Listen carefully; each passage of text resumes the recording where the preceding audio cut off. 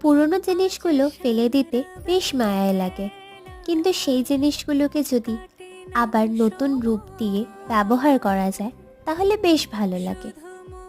এই দুটো ফোনের কভার অনেকদিন ধরেই বাড়িতে পড়েছিল, ব্যবহার করা হতো না। একটা আমার আর একটা আমার মায়ের।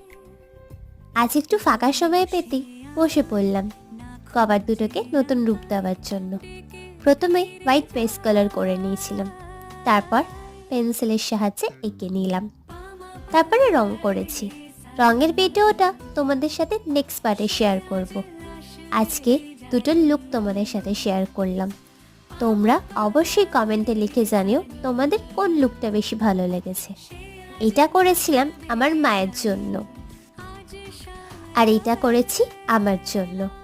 ভিডিওগুলো ভালো লাগলে ভিডিওগুলো লাইক, শেয়ার আর কমেন্ট করো, আর চ্যানেলটা সাবস্ক্রাইব করে দিও। Thanks for watching.